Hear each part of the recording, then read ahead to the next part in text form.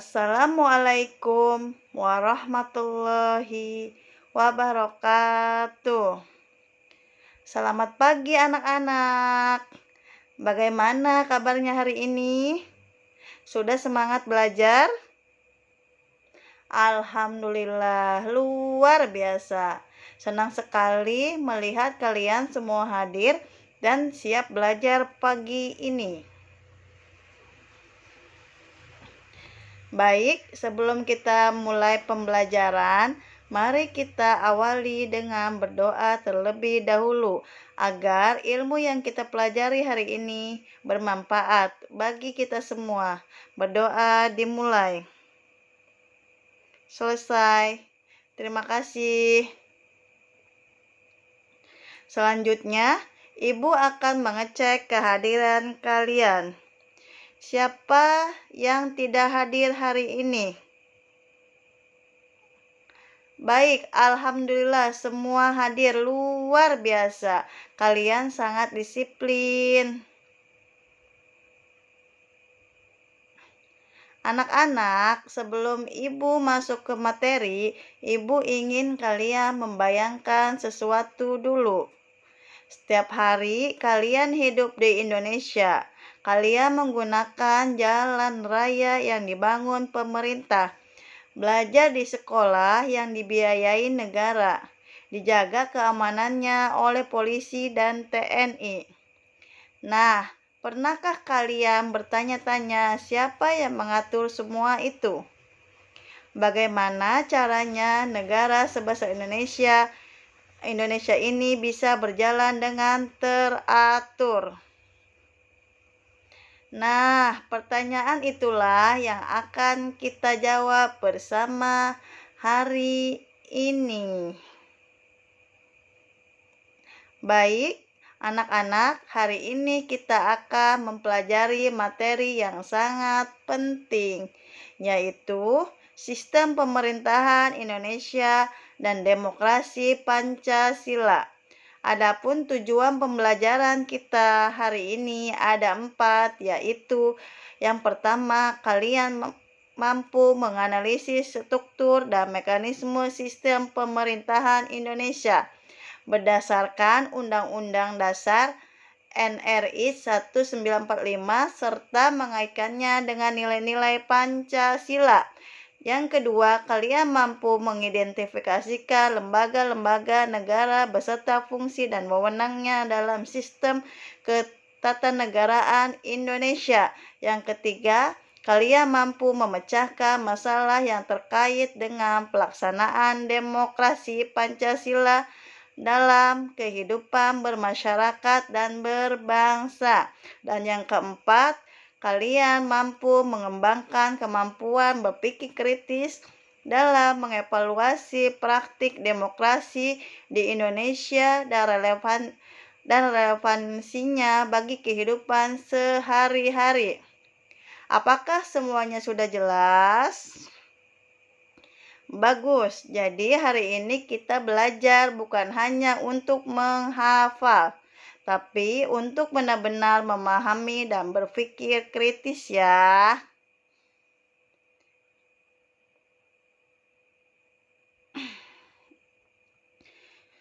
Hari ini kita akan belajar menggunakan model Problem Based Learning atau PBL. Artinya, kalian akan belajar melalui pemecahan masalah nyata bersama kelompok.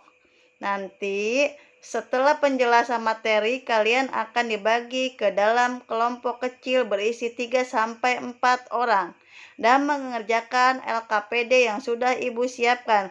Tapi sebelum itu, mari kita simak dulu penjelasan materinya.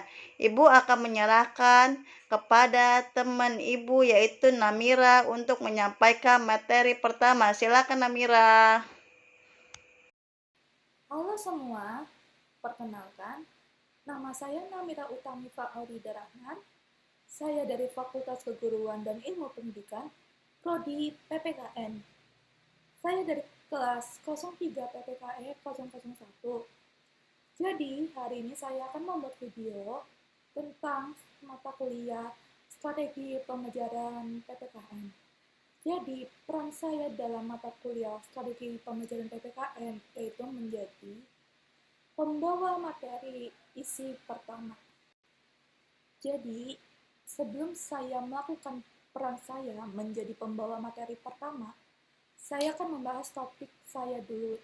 Jadi, topik yang saya bawakan adalah mengapa kita harus belajar tentang sistem pemerintahan.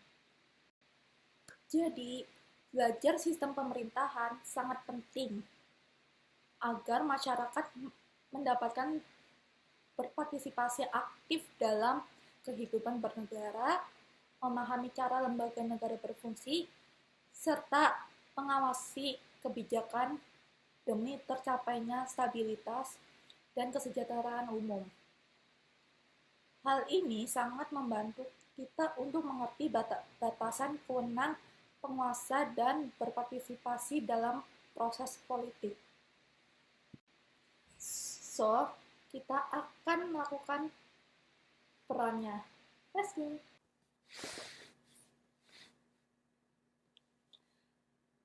Terima kasih kepada Bu Ana. Baik, selamat pagi semuanya. Perkenalkan, nama saya Namira Utami Faurida Rahman. Anak-anak bisa memanggil saya dengan Ibu Namira. Jadi, saya akan menjelaskan bagian pertama dari materi kita hari ini. Sebelum saya mulai, saya ingin bertanya kepada kalian terlebih dahulu. Anak-anak, menurut kalian, apa itu Pancasila? Apakah Pancasila hanya sekedar 5 sila yang kita hafal setiap upacara? Wah, jawaban yang sangat bagus. Betul sekali. Tapi, hari ini kita akan melihat Pancasila dari sisi yang lebih dalam lagi. Anak-anak, Pancasila bukan sekedar hafalan, tetapi Pancasila adalah dasar filosofis yang mengatur seluruh aspek kehidupan berbangsa dan bernegara kita. Sistem pemerintahan Indonesia yang berlandaskan Pancasila dan Undang-Undang Dasar 1945 merupakan hasil perjuangan panjang para pendiri bangsa untuk menyatukan wilayah kita yang sangat luas dan beragam dari Sabang sampai Merauke. Jadi mengapa kita perlu belajar sistem pemerintahan? Karena dengan memahaminya, kita menghargai nilai kompromi, yaitu kesepakatan untuk saling menghargai ego demi kepentingan yang jauh lebih besar, atau yang disebutnya Persatuan Indonesia. Coba Ibu tanya, siapa di sini yang pernah saat diskusi kelompok atau pendapatnya tidak diterima oleh teman-temannya? Hampir semua ya. Nah, itulah kecil-kecilnya demokrasi Pancasila. Apakah kalian sudah mempraktiknya tanpa kalian sadari? Belajar sistem pemerintahan bukan tentang menghafal nama-nama lembaga, tetapi tentang memahami bagaimana bangsa ini dikelola supaya adil dan sejahtera untuk seluruh rakyatnya. Baik anak-anak, itulah pemahaman awal kita tentang mengapa dalam sistem pemerintahan sangat penting untuk kita pelajari. Ada yang ingin ditanyakan sejauh materi yang kita jelaskan hari ini? Baik, kalau tidak ada pertanyaan, kita lanjut bagian yang lebih detail. Sekarang, Ibu serahkan kepada Ibu Helinora untuk menjelaskan tentang sistem pemerintahan dan lembaga-lembaga negara kita. Silakan Ibu Helinora untuk menjelaskan materi selanjutnya. Jadi, itu adalah praktek saya dalam mendalami peran menjadi pembawa materi pertama. Demikian dari saya. Mohon maaf jika ada perkataan atau ucapan yang salah. Wassalamualaikum warahmatullahi wabarakatuh. Terima kasih kepada rekan saya Namira. Selamat pagi anak-anak. Nama saya Helinora. Saya akan menjelaskan bagian yang sangat penting dan sering muncul dalam soal ujian, yaitu sistem pemerintahan presidensial dan lembaga-lembaga negara Indonesia. Sebelum Ibu menjelaskan, Ibu ingin bertanya dulu. Anak-anak, siapa yang bisa menyebutkan siapa kepala pemerintahan Indonesia? Betul, presiden. Nah, kenapa Indonesia dipilih oleh presiden, bukan Perdana Menteri seperti di Malaysia ataupun di Inggris? Itu karena Indonesia menganut sistem pemerintahan presidensial. Anak-anak, dalam sistem presidensial berdasarkan Undang-Undang Negara Republik Indonesia tahun 1945, ada dua hal penting yang perlu kalian ingat. Yang pertama yaitu presiden memegang kekuasaan eksekutif sekaligus menjadi kepala negara dan kepala pemerintah. Yang kedua yaitu presiden dipilih langsung oleh rakyat melalui pemilihan umum setiap 5 tahun sekali. Jadi, rakyatlah yang punya kuasa untuk memilih pemimpin. Itu adalah salah satu wujud nyata demokrasi kita. Sekarang, mari kita kenali lembaga-lembaga negara kita. Siapa yang bisa menyebutkan satu lembaga negara yang kita ketahui? Bagus sekali. Nah, mari kita bahas bersama. Di Indonesia ada 8 lembaga negara utama. Yang pertama yaitu MPR, Majelis Permusyawaratan Rakyat. Tugasnya mengubah dan menetapkan undang-undang serta melantik presiden dan wakil presiden. Yang kedua yaitu DPR, Dewan Perwakilan Rakyat. Tugasnya membuat undang-undang, mengawasi jalan pemerintahan dan menetapkan APBN. Yang ketiga yaitu DPD, Dewan Perwakilan Daerah. Tugasnya mewakili kepentingan daerah-daerah Indonesia dalam proses legislasi. Dan yang keempat yaitu Presiden dan Wakil Presiden, memegang kekuasaan eksklusif atau kekuasaan menjalankan pemerintahan. Dan yang kelima yaitu Mahkamah Agung, mengadili perkara pada tingkat kasus dan menjaga peradilan umum. Dan yang keenam yaitu Mahkamah Konstitusi, menguji undang-undang terhadap UUD dan memutus sengketa pemilu. Dan yang ketujuh yaitu Komisi Yudisial, mengawasi perilaku hakim dan menjaga kehormatan peradilan. Dan yang kedelapan yaitu BPK, Badan Pemeriksaan Keuangan, memeriksa pengelolaan dan tanggung jawab keuangan negara. Semua lembaga ini bekerja bersama dan saling mengawasi melalui mekanisme yang disebut check and balance.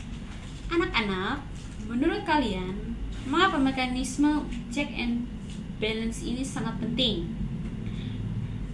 Jawabannya ialah check and balance bisa saja satu lembaga menyalahgunakan kekuasaan.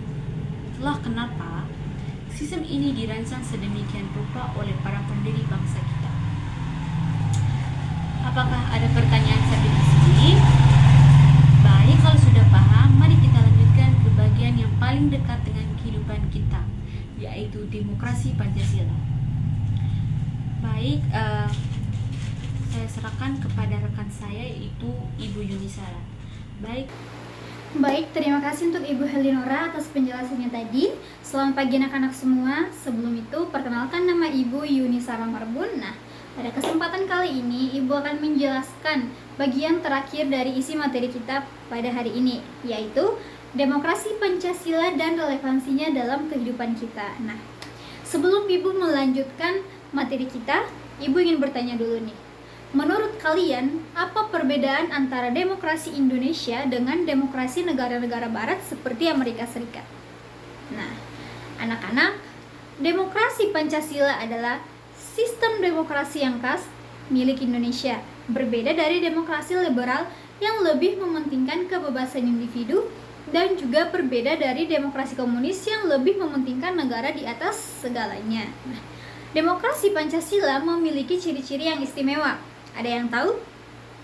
Baik, Ibu akan sebutkan satu-satu. Yang pertama, mengutamakan musyawarah untuk mufakat. Setiap keputusan diambil melalui kesepakatan bersama, bukan hanya sekedar suara terbanyak saja. Nah, yang kedua, menjunjung tinggi hak asasi manusia berdasarkan nilai-nilai Pancasila. Yang ketiga, menyeimbangkan kepentingan individu dengan kepentingan bersama.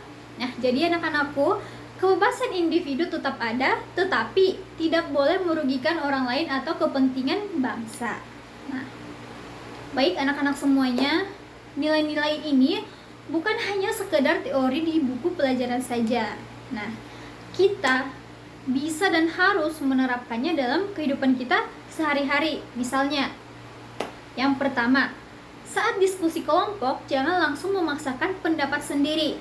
Kita dengarkan dulu pendapat teman-teman kita, lalu kita bentuk sebuah kesepakatan bersama.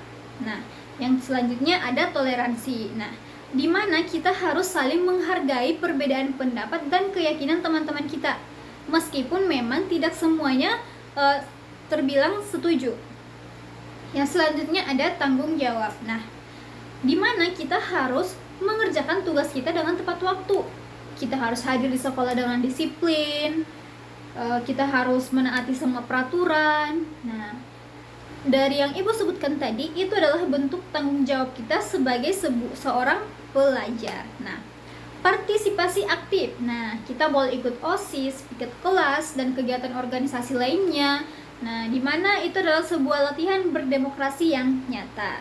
Nah, sekarang bagi anak-anakku semua, Ibu ingin mengajak kalian untuk berpikir lebih dalam. Nah, bayangkan jika mekanisme check and balance tidak berjalan dengan baik, misalnya ada lembaga yang terlalu dominan dan tidak ada mengawasinya. Nah, apa dampaknya bagi kehidupan rakyat Indonesia? Baik, mungkin Ibu yang menjawab kali ini, yaitu adalah inilah yang menantinya akan kalian analisis lebih mendalam dalam diskusi kelompok menggunakan LKPD. Nah, mengidentifikasi masalah, menganalisis penyebabnya, dan merumuskan solusi berdasarkan nilai-nilai Pancasila. Nah, mungkin sekian dulu penjelasan dari Ibu. Sekiranya mungkin anak-anak ada yang ingin menanyakan, boleh. Oke, baik. Terima kasih anak-anakku. Inilah materi yang mungkin Ibu sampaikan pada hari ini. Sekarang Ibu akan kembalikan kepada Ibu Cecilia untuk menutup pembelajaran kita. Baik, terima kasih kepada Ibu Mira dan Ibu Ana yang sudah menyampaikan materi di pertemuan kita tentang demokrasi Pancasila.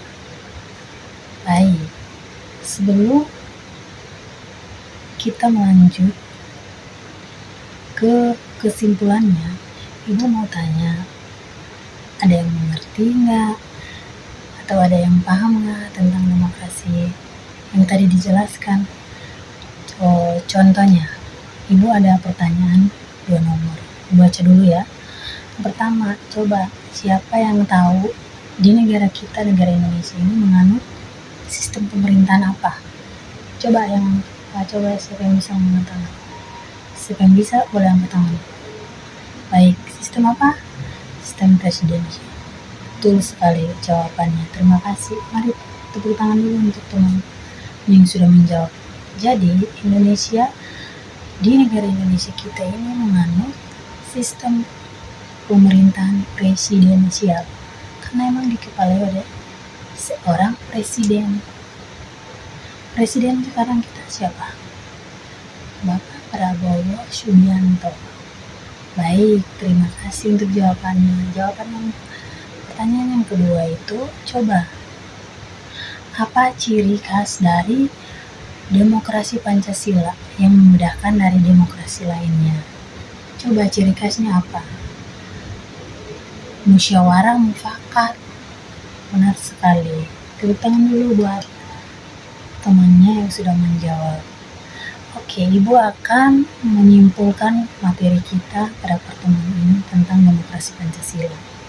Kita berbicara tentang demokrasi Pancasila, berarti sistem demokrasi khas Indonesia yang mengutamakan musyawarah mufakat. Jadi di mana-mana kalau kita lagi kayak melakukan sesuatu, contohnya gotong royong, sebelum memilih gotong royong, kita sudah kayak musyawarah antara kelompok maupun individu, kita musyawarah dulu, baru bisa maju ke situ, ke kayak gotong royong itu. Kegiatan kita ke depannya seperti apa, itu harus musyawarah dulu. Itu harus menjunjung tinggi musyawarah mufakat, itu yang dinamakan demokrasi. Yang keempat, contoh nilai-nilai demokrasi Pancasila yang diterapkan mulai dari kehidupan lingkungan sekolah hingga kehidupan berbangsa dan bernegara. Baik, sampai di sini ada yang mau ditanyakan mengenai materi kita sebelum Ibu menutup semua rangkaian kegiatan kita, pertemuan kita pada hari ini. Ada yang mau ditanyakan? Baik, kalau nggak ada yang mau ditanyakan, Ibu harap materi yang tadi disampaikan oleh Ibu Namira, Ibu Ana, Ibu Nuni dapat dimengerti dan diterapkan di kehidupan sekitar kita, baik di lingkungan masyarakat, lingkungan sekolah. Hal sederhana dulu diterapkan. Itu. Ada yang mau ditanya? Kalau nggak ada, Ibu menutup semua rangkaian ini dengan meminta salah satu siswa atau kalau nggak ketua kelas saja memimpin kita doa penutup untuk menutupi semua kegiatan kita pada hari ini. Dan semoga, sebelum kita menutup, kita lanjut ke doa penutup. Ibu harap materi yang tadi disampaikan itu dapat bermanfaat. Ya, kurang lebihnya mohon maaf. Semoga kita bertemu lagi di pertemuan kita yang berikutnya, di minggu berikutnya. Oke, salah satu pimpin doa. Oke, terima kasih. Sampai jumpa di minggu depan.